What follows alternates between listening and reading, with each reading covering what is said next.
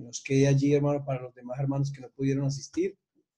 Y vamos a comenzar orando, presentando este discipulado, que sea Dios dándonos la sabiduría, que sea Dios obrando de una manera bien especial, que nos dé entendimiento, que podamos recibir la palabra del Señor como el Señor quiere entregárnosla en esta preciosa noche. Saludo al hermano Luis, hermana Daniela, hermana Michelle, bueno, los hermanos que me faltó por saludar, Señor les bendiga. Oremos al Señor. Buen Dios y Padre Santo, te damos gracias, eterno, por tu amor y bondad, Señor, para nuestras vidas. Gracias por este pueblo, Señor, que tú convocas, Padre, para estudiar tu palabra, para conocer, Señor, todas las grandezas, todas las promesas, todas las bendiciones, todas tus riquezas de gloria, Señor, que quieres compartir con tu iglesia. Pido tu bendición, Señor, te pido que tomes el control. Bienvenido, Espíritu Santo, a este lugar, Señor, bendice a cada uno de los hermanos allí donde se encuentran. Abre el entendimiento, Señor, y permite que tu gracia, Señor, sea derramada conforme a las necesidades espirituales. Apodérate de cada corazón y permítele crecer y abundar como solo tú quieres hacerlo, Señor. En el nombre maravilloso de Jesucristo, muchas gracias te damos, Señor. Amén y amén. Bueno, hermanos, habíamos comenzado hablando en este discipulado la importancia que tiene para la vida espiritual de un verdadero cristiano, de un verdadero seguidor del Señor. Estuvimos hablando de lo importante que es seguir al Señor tomado de la mano de Él, muy cerca de Dios, y no seguir al Señor de lejos, porque ahí es donde se marca la diferencia en lo que es una vida cristiana como tiene que ser, como Dios demanda a través de su palabra. Y para eso se necesita primero que haya ese entendimiento en nosotros y comprender la obra que el Señor Jesucristo hizo en nuestras vidas. Poder amarle al Señor, poder entregarnos completamente en ese propósito a Él. Y la mejor manera de poder nosotros hacerlo es precisamente estudiando su palabra, estudiando lo que el Señor habla en ella, lo que Él quiere enseñarnos, porque la Biblia está diseñada para que nosotros conozcamos al Señor, para que nosotros aprendamos y entendamos cuál es la naturaleza de Dios y aprendamos a sujetarnos a esa palabra y que esa palabra sea de mucha bendición, sea de crecimiento, sea de formación y que haya unos cambios. Lo que se busca con la palabra es que haya unos cambios a favor de cada uno de nosotros, que cuando miremos hacia atrás, miremos que ya no somos los mismos, que el Señor ha hecho una obra porque le hemos permitido que Él haga esa obra, le hemos dado la oportunidad y este es un momento muy bonito en el cual permitimos que el Señor nos enseñe, que el Señor nos forme, que podamos entender la vida cristiana, podamos entender el Evangelio, como les hablaba en el tema anterior, poder entender que esto es un cambio de vida, es un estilo de vida nuevo, diferente, donde podemos, aunque estamos en el mundo, aunque, cierto, tenemos que convivir con todas las cosas que están en el mundo, pero podemos hacerlo de una manera en orden y con decencia, como dice la palabra.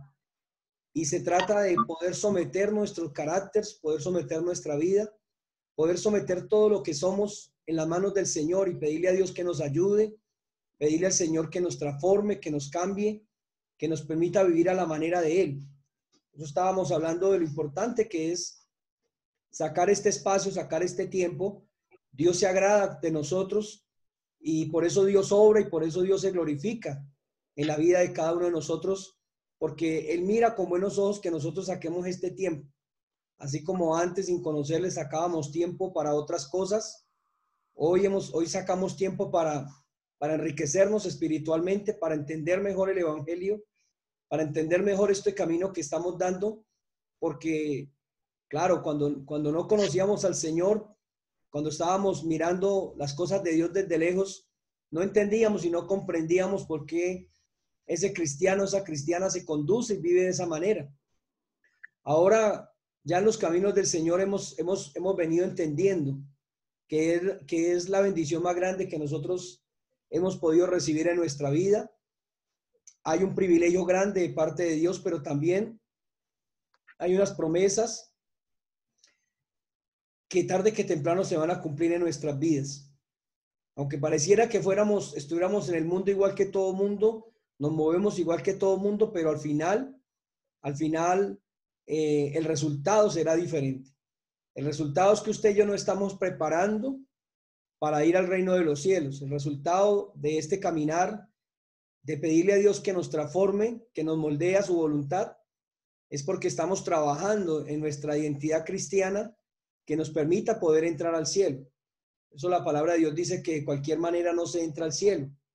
Quizás algunos piensan y dicen, no, por lo menos tenemos una juventud grande en esta noche. Y quizás muchos de ellos, cierto, pensarán que solamente se busca a Dios cuando ya estemos viejitos, cuando ya estemos a punto de morirnos, porque ahí sí necesitamos prepararnos porque nos está llegando la hora. Pero la palabra del Señor dice que la muerte no, cierto, no mira edades, no mira sexos, no mira estratos, que la muerte llega a cualquier persona y que por lo tanto lo único que tenemos que hacer nosotros es estar preparados.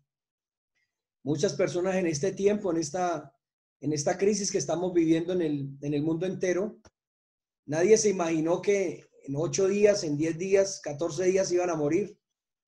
Tenían planes y proyectos de hacer muchas otras cosas, jóvenes. Porque al principio se dijo que la dificultad vendría sobre los ancianos, que eran los más vulnerables. Pero las cifras nos arrojan y nos dicen que han muerto muchos jóvenes de edades muy cortas, que ellos no creyeron que la enfermedad, que la muerte podía tocar la puerta de su vida. Y nunca se imaginaron que en una semana, 2 semanas les cambió todo. ¿Sí ven? Porque nunca se prepararon para ¿cierto? Para este suceso de la muerte. Pero nosotros como cristianos, ustedes dos cosas muy bonitas. Y es que mientras nosotros tenemos la oportunidad de conocer al Señor, el apóstol Pablo dice que para nosotros es un gozo, es una bendición vivir para Cristo mientras estemos en esta tierra.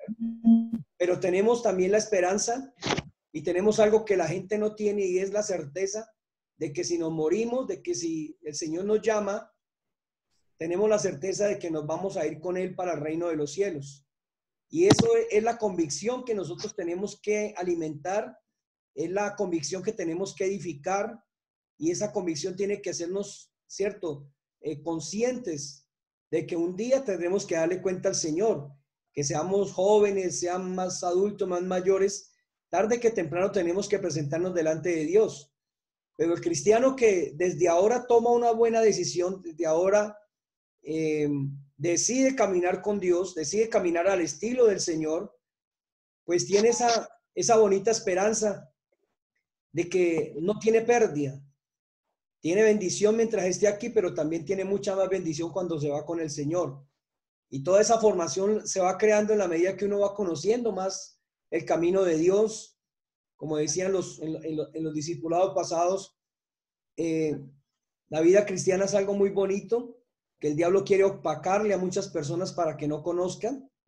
El diablo quiere quitarles esa oportunidad de poder entender mejor la vida.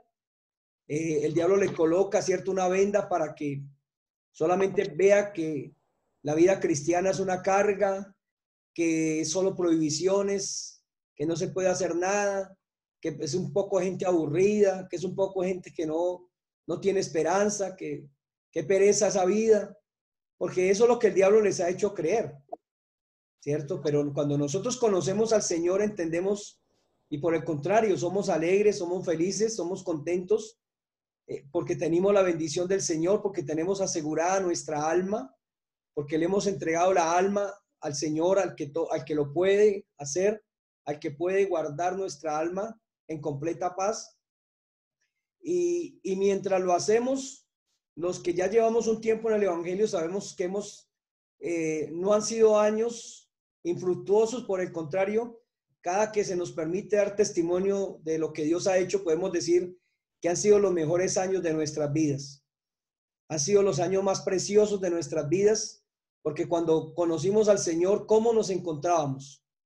Problemas, dificultades, crisis, ruina, pobreza, tantas situaciones con las cuales estábamos viviendo. Pero la vida nos cambió y la vida nos cambió para bien. La vida nos cambió donde vemos que tenemos un aliado, el mejor aliado, el Dios Todopoderoso, es el que está con nosotros y a partir de ese momento, Él es el que ha intervenido y nos ha solucionado todo. El Señor ha respondido a nuestras oraciones durante todos estos años. El Señor nunca nos ha dejado solos, nunca nos ha abandonado, nunca nos ha desamparado. Siempre hemos visto su compañía, hemos visto su respaldo y nuestra vida no es una vida que ha ido ahí a la suerte ni al azar, sino que nuestra vida está asegurada, está totalmente confiada y en todo lo que hemos necesitado, ahí ha estado la mano preciosa de Dios. Nos ha ayudado para afirmarnos, nos ha ayudado para que entendamos que vale la pena caminar con el Señor. El mundo afuera le dirá que no vale la pena, el mundo le dirá que lo mejor es salir a bailar, que lo mejor es salir, ¿cierto?, a estar en una discoteca, tomar trago, en una fiesta, en una rumba, como la gente dice, pero la gente misma se da cuenta, pero más sin embargo no puede entender porque tienen una venda que el diablo les ha colocado. Y sabemos que el final de todas esas cosas, la palabra de Dios dice que el final de ese camino es muerte. El final de una vida desproporcionada, de vicios, de borracheras, simplemente lo que termina es una persona en un hospital, en un cementerio, en una cárcel, ¿cierto? O más triste, en ese lugar de condenación llamado el infierno. Eso es lo que el diablo ofrece. El diablo solo ofrece perdición, solo ofrece maldad, porque ese es su trabajo. En el libro de San Juan, capítulo 10, en el verso 10, la Biblia dice, ¿cierto? Si alguno lo puede leer mientras yo estoy hablando, y levanta la mano cuando lo tenga y lo lee, por favor. Dice que el diablo vino para matar, robar y destruir. ¿Sí ven? Ese ha sido su trabajo. ¿Y cómo lo ha hecho? Engañando a las personas a través de los vicios, a través de los placeres del mundo, a través de los placeres de la carne, los deseos de los ojos, la vanagloria del mundo, el materialismo del mundo. Y lo ha logrado destruir y apartar a muchas personas de los caminos de Dios. Todos están buscando, pobrecitos. ¿Sí ven? Entonces, es bueno que nosotros recapacitemos en esta hora porque estamos hablando precisamente de las enseñanzas y la doctrina que el Señor ha dejado para que nosotros aclaremos nuestros pensamientos, aclaremos nuestra vida y podamos ver, ¿cierto?, la vida en la que estamos de una manera diferente, no como el mundo nos lo ha querido enseñar, como lo ha querido mostrar. Toda persona que viene a Cristo, la primera reacción que tiene frente a la vida que haya llevado por tanto tiempo es decir, estuve engañado por mucho tiempo, porque eso es lo que hace el diablo, engañar a las personas todo el tiempo, alejarlas de Dios como sea. Su trabajo es alejar las personas de Dios, separarlas de Dios, destruirlas y matarlas con una condenación eterna. Al diablo para nada le interesa una persona. El diablo anda, dice la Biblia, que anda como león rugiente, anda buscando a quien devorar, ¿cierto? Por ahí en Primera de Pedro, capítulo 5, ¿cierto? Allá dice la palabra del Señor que él anda como león rugiente buscando a quien devorar. Usted no piense que el diablo se disfraza. El diablo se disfraza en una amistad, en un amigo, en una persona, diciéndole, venga, ¿cierto? Invitándole, venga, disfrutemos, gocemos, hagamos esto, hagamos lo otro. Pero esa es la estrategia del enemigo. Y entonces se cumple lo de la parodia, ¿cierto? El refrán que dice que así le paga el diablo a quien bien le sirve. Porque el diablo primero engaña a las personas, le miente, nunca le cuenta que por su actitud, que por ese camino que ha tomado se va a ir al infierno. Nunca le cuenta que ese camino lo está llevando a la muerte, que lo está llevando al infierno. Sino solamente le muestra los placeres, le muestra las cosas agradables, entre comillas, pero no le muestra el final de las cosas para engañarlos. Y la gente cae fácilmente en las redes, la gente fácilmente cede a las pretensiones del diablo porque desconoce la palabra de Dios, desconoce lo que Dios nos está advirtiendo. Porque es que cuando uno lee la Biblia, uno se da cuenta que la Biblia, casi que el 100% de ella es preventiva, es avisándonos antes de. antes de que fracasemos, antes de que caigamos, antes de que seamos derrotados, antes de que nuestro porvenir se vea pisoteado, destruido. La Biblia siempre está advirtiendo, la palabra del Señor siempre nos está advirtiendo para que no tengamos que sufrir, para que no tengamos que primero caer en el engaño y luego tengamos que recibir las consecuencias de nuestros errores y sufrir en esta vida. Por lo menos cuando una mamá le habla a una hija, le dice cierto, le dice, no, vea, no salga con ese muchacho, no salga con él, usted no está en edad de tener novio, usted no está en edad, cierto, de conseguir novia, de andar para arriba y para abajo, a usted no le conviene porque lo que busca ese hombre es acostarse con usted, lo que busca es embarazarla, lo que busca es destruirle su vida, lo que busca. ¿Y qué hacen los jóvenes? Los jóvenes lo único que piensan es que la mamá es su principal enemigo o que el papá es el principal enemigo y no le hacen caso y piensan que es que no, cierto, que lo están es alejando de ellos poder disfrutar la vida. No, los padres lo que quieren es aconsejarle para que no caigan posiblemente como de pronto en algún momento ellos también cayeron y fallaron y la respuesta y la consecuencia ha sido terrible. Entonces, Dios tiene todo para su tiempo en el momento adecuado, pero el diablo nunca les va a dar un consejo así. Si usted busca una persona, usted está mal espiritualmente, si usted tiene un problema, digamos, personal, afectivo, emocional, sentimental, si usted busca un consejo en un amigo, entre comillas, en un compañero que no conoce a Dios, ese compañero, el consejo va a ser más bien de arrastrarlo y llevarlo más por el abismo, terminarlo de echar, ¿cierto? Como dijo Jorge Barón, darle la patadita de la suerte y termina por allá, hermano, en lo profundo del abismo. Ese es el consejo de la gente que no tiene a Dios. Pero el consejo de una persona que tiene a Dios es una persona que es sincera y es una persona que le está demostrando su amor y su amistad, ¿cierto? Dándole el consejo adecuado, diciéndole no le conviene, no es el camino por donde debe andar, no es por donde tiene que hacer las cosas, no es la manera como debe hacer las cosas, ¿cierto? Porque lo ama y sabe, ya está visualizando que si no toma el consejo, ya está visualizándolo en derrota, en fracaso, vidas desperdiciadas, futuros bonitos, personas que tienen un futuro bonito, ¿cierto? Que tienen esperanzas bonitas, pero de un momento a otro, por una mala decisión, todo se va al piso, todo se destruye, todo se acaba. Y cuando abren los ojos y se dan cuenta, ya no hay nada que hacer. Cuando se dan cuenta, ya no hay vuelta de hoja. Ya tienen que asumir las consecuencias de su pecado, las consecuencias de sus errores. Ya no hay nada que hacer. Y entonces lo único que las ve uno es lamentándose, llorando, cogiéndose la cabeza a dos manos, ¿cierto? Arrepentidos de todo lo que hicieron, pero ¿ya para qué? ¿Ya para qué si ya no tomaron el consejo a tiempo? No tomaron ese consejo sabio a tiempo. Luego, ¿ya para qué? Cuando bíblicamente Dios nos da consejos que nos permiten, ¿cierto?, prevenir ese tipo de engaño del diablo, prevenir ese tipo de invitaciones que nos destruyen, que nos están arruinando nuestra vida, que nos van a separar de las cosas de Dios, que lo que están es alejándonos y llevándonos más cerca al infierno. Nos alejamos del cielo y nos vamos más para el infierno, porque eso hay que hablarlo así de una manera cruda.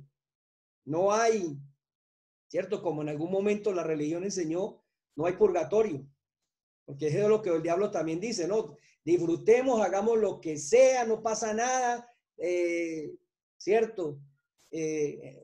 Alóquese en su vida, desenfrénese en su vida, que no pasa nada porque nos morimos, a la final nos vamos al purgatorio y allá estamos un tiempito y luego nos sacan de pena, ¿cierto? Y nos llevan a descansar, ¿cierto? Porque ese es el rezo. Eso es mentiras del diablo. En la Biblia no existe sino dos caminos, no hay sino dos lugares espirituales que se llama el cielo, el paraíso de Dios y el infierno. Dos lugares eternos que nunca más van a salir de allí, ¿cierto? Para bien o para mal. Porque ahí la Biblia nos habla, ¿cierto? Por lo menos en San Lucas capítulo 16, allí para que los hermanos vayan a ir anotando y luego leen en la casa más tarde, se van a dar cuenta que la Biblia nos habla de dos lugares donde hay una cima que separa, ¿cierto? El que está con Dios, el que murió con Dios y el que murió sin Dios. Se habla de la parábola del rico y Lázaro. Y allí se habla de dos lugares, hermano, ¿cierto? Donde ya no hay nada que hacer. Perdió la oportunidad de salvarse, ya no se salva, ya ni por más rezos, ni responsorios, ni que le canten en latín, ni en griego, ni en lo que sea, lo van a sacar de ese lugar, porque eso fue lo que formó, lo que sembró, eso está recogiendo. Lo que ha sembrado, sembró para la carne, y dice la palabra en Gálatas, ¿cierto? Capítulo 6, dice, sembró para la carne y de la carne segará corrupción, o sea, segará muerte. Pero los que estamos en esta noche, hemos escogido sembrar para el Espíritu. Y la Biblia dice que el que siembra para el Espíritu segará vida eterna. ¿Sí ve la gran diferencia? Solo por obrar en obediencia a Dios. Dios no nos pide sacrificios, olvídese, ya no hay sacrificios. La religión enseñaba que hay que hacer sacrificios, que hay que pagar ciertas penitencias para poder entrar al cielo, que había que irse de rodillas, que había que lacerarse, que había que golpearse, ¿cierto? Y decir por mi culpa y por mi culpa y por mi gran culpa. Eso no sirve delante de Dios, porque la Biblia dice que ya se pagó un único y suficiente sacrificio, que fue el que pagó el Señor Jesucristo en la cruz del Calvario, y es el único sacrificio que acepta el Señor.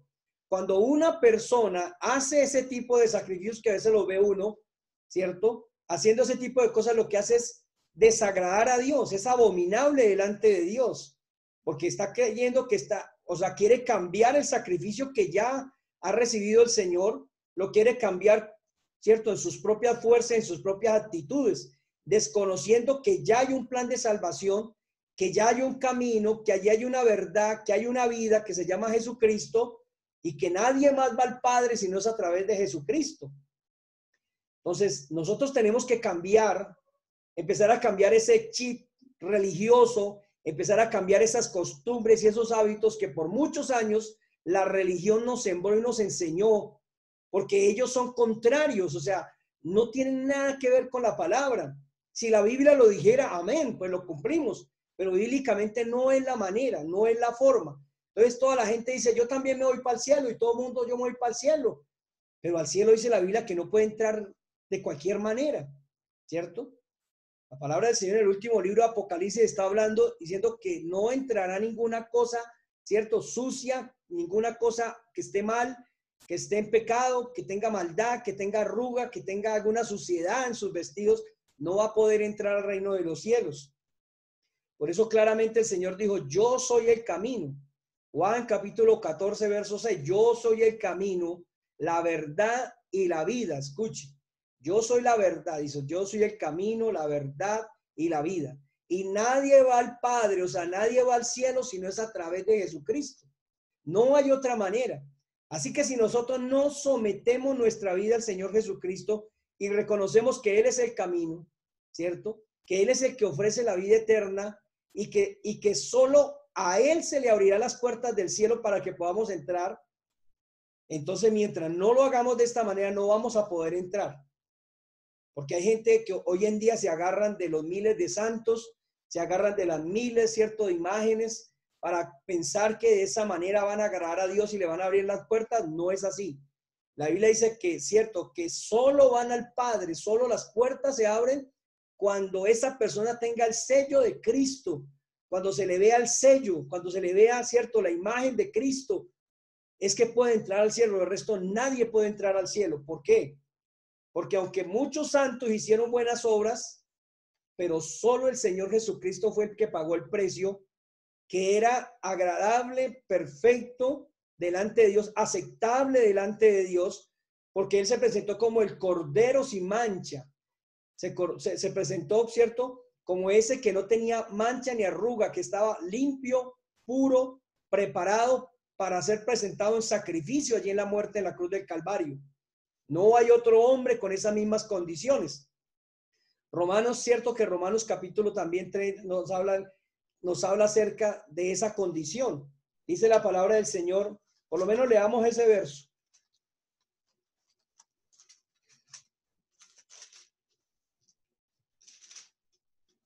En el capítulo 3, en el verso número 9, para que nosotros no pensemos que somos muy buenos, que no hemos hecho nada malo, que por nuestras obras seremos justificados, aceptados delante de Dios. para que nosotros observemos realmente, veamos clara la vida como el Señor nos mira, porque al fin y al cabo es a Dios a quien tenemos que darle cuentas. Entonces, por eso tenemos que someternos al escrutinio de Dios para que Él nos examine y mire, dice el Salmo, y mire a ver si hay maldad en nuestro corazón. El único que puede hacerlo es el Señor, porque es el único que escudriña la mente y el corazón. Entonces, mire lo que dice la palabra. En el verso número 10 del capítulo 3 de Romanos. Como está escrito, no hay justo ni aun uno, no hay quien entienda, no hay quien busque a Dios. Todos se desviaron, a una se hicieron inútiles. No hay quien haga lo bueno. Mire eso. Ahí no aparece su nombre, ni el mío, ¿cierto? Diciendo que usted y yo sí hicimos lo bueno, o que usted y yo sí éramos justos, o que usted y yo sí buscamos a Dios.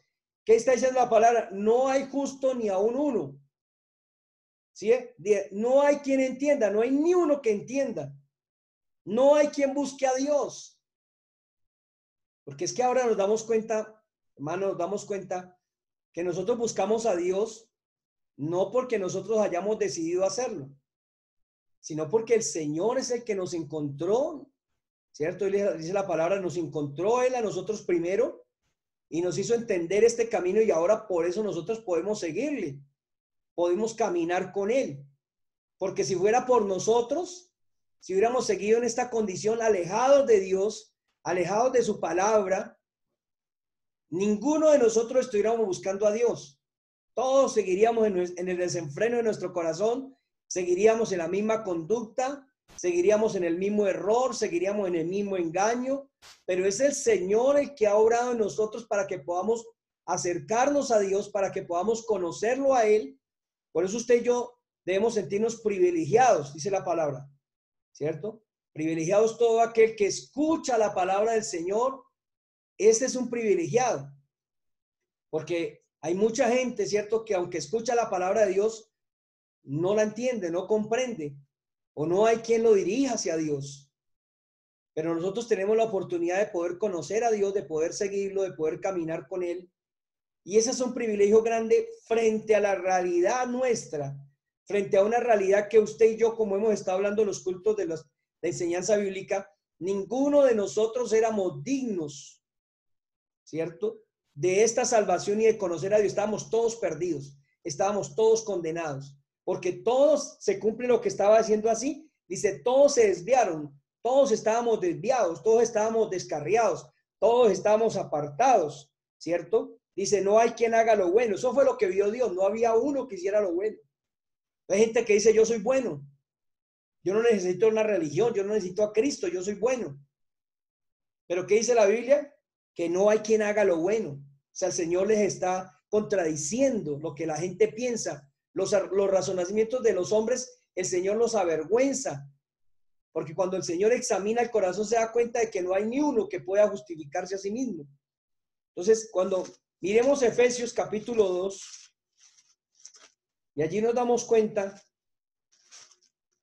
cómo el Señor obró en la vida de cada uno de nosotros. Carta de los Efesios capítulo 2, verso 8.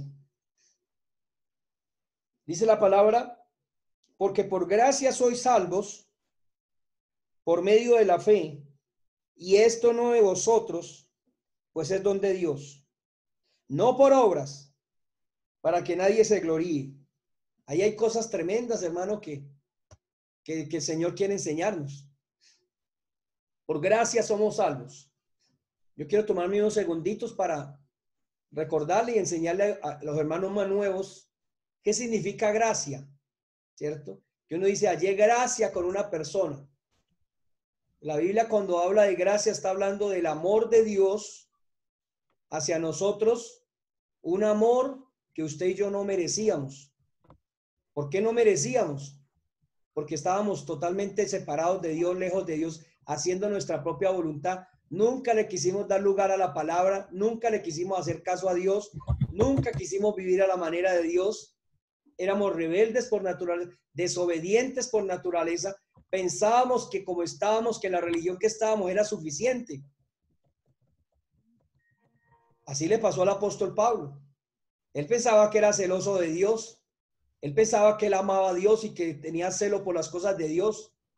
¿Y qué le dice el Señor cuando lo derriba, cierto, allí, en aquel lugar, cuando iba persiguiendo la iglesia? Dice, Saulo, ¿por qué me persigues? Y entonces dice, ¿cómo así? Dúrate es dar coces contra el aguijón, le dijo el Señor. O sea, el Señor le dijo, no estaba persiguiendo al Señor, estaba persiguiendo a los que seguían al Señor. Y por eso el Señor le dice, dura cosa te dar coces contra el aguijón. O sea, mientras él intentaba, ¿cierto?, tratar de dar golpes a favor del celo de Dios, lo que estaba era lastimándose a sí mismo, se estaba hiriendo a sí mismo, se estaba dañando a sí mismo, ¿cierto? Y él se consideraba que era celoso de las cosas de Dios. Así uno encuentra mucha gente hoy en día que dicen que son celosos en la religión, que son celosos y que hacen y que deshacen y que ellos sí cumplen y que ellos hacen. Pero cuando son confrontados por la palabra, entonces luego se dan cuenta de que estaban en un error. Entonces cuando Pablo se dio cuenta que estaba en un error, entonces él cambió, inmediatamente se puso a disposición del Señor, ¿cierto? Porque era un hombre, ¿verdad? Que tenía celo por las cosas de Dios, pero estaba errado en su proceder. Pero cuando el Señor le quita, ¿cierto? Le quita esa venda espiritual de sus ojos, inmediatamente dice la palabra que se puso a disposición del Señor y le dijo, ¿qué quieres que yo haga? Cuando nosotros conocemos al Señor, esa tiene que ser nuestra disposición. Dime cómo hago para La que ellos disposición me nuestra vean. tiene que ser, ¿qué quieres que Yo yo antes haga, con Señor? Paola Albino, O sea, pero yo le estoy no, viendo el aparato y no estoy luche contra escuchando, pero Dios. yo no me veo. No luche contra Dios. No pelee contra los conceptos de Dios sin conocerlos. No luche contra ellos porque el Señor tarde que temprano, el Señor los va a vencer. El Señor los va a derrotar, ¿cierto? Porque la Biblia dice que los pensamientos de Dios, ¿cierto?, son más altos que los nuestros. Así como los cielos están en su lugar, la tierra, de distancia a la tierra, así son los pensamientos del Señor con nosotros. Entonces, cuando nos damos cuenta de esta realidad, es mejor abrir nuestro corazón y decirle, Señor, ¿qué quieres que yo haga? ¿Qué quieres que aprenda? ¿Qué es lo que quieres que cambie de mi vida? ¿Qué quieres que saque de mi vida? ¿Qué es lo que no te agrada? Lo que yo estoy pensando que te agrada, pero probablemente a ti no te agrada. Entonces, cuando ese hombre tomó la decisión, ¿cierto? Inmediatamente, decirle, Señor, ¿qué quieres que yo haga? El Señor le dio instrucciones. Inmediatamente, porque el Señor interviene. No nos deja ahí en el oscurantismo, no nos deja ahí en la duda, no nos deja ahí, ¿cierto? Como sin saber qué hacer. El Señor inmediatamente nos muestra una pauta por dónde tenemos que caminar los cristianos. Como resultado de esa disposición de Pablo, usted ya conoce la historia de los más grandes apóstoles que ha tenido el Señor y cómo Dios lo usó de una manera extraordinaria. Así también Dios hace en nuestras vidas. Bueno, ahorita se va a cerrar la reunión, estemos pendientes para que volvamos a ingresar. Entonces el Señor nos está hablando en ese capítulo de Efesios, dice que nosotros no merecíamos la salvación. Entonces, ¿qué hacemos? ¿Qué hacemos yendo en contra? ¿Qué hacemos endureciendo el corazón? ¿Qué hacemos queriendo tratar de vivir lejos de Dios si realmente en nosotros mismos no hay esperanza, ni mucho menos el mundo nos da esperanza de vida, de salvación, de vida eterna? Por eso el Señor está diciendo, por gracia sois salvos. O sea, es un regalo de Dios. Cuando yo entiendo que es un regalo de Dios, pues yo tengo que rendirme al Señor y tengo que llorar y decirle, Señor, gracias, porque, ¿verdad? Yo no hice nada para merecer estos privilegios y ahora el Señor me tiene bajo esa cobertura de permitirme que las puertas del cielo estén abiertas. Y está diciendo, por gracia sois salvos por medio de la fe. Es por creer en el Señor.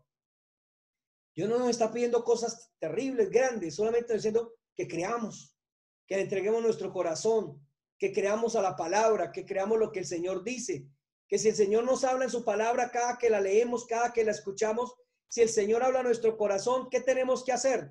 ¿Contender? ¿Discutir con lo que Dios le está diciendo? ¿Chocar con Dios porque Dios quizás tocó esa parte donde a mí no me gusta? No, ¿qué dice la palabra? Que debemos creerle y obedecerla. Obedecer la palabra del Señor. Cuando yo me pongo en ese plan de obedecer, no me va a ser gravoso vivir para Dios. Yo no voy a ponerme por delante de Dios, no me voy a poner por delante de su palabra, porque el diablo va a querer que yo me ponga por delante de la palabra para que no deje, ¿cierto? Para que no deje vivir en ese pecado en el cual me ha tenido por mucho tiempo separado de Dios. Pero cuando yo pongo la palabra de Dios por delante, me someto a ella, no riño con Dios porque al final Él me va a vencer, simplemente me sujeto, me someto a Él y voy a entender, viene la iluminación de parte del Señor y voy a comprender que ha sido la mejor decisión que he podido tomar.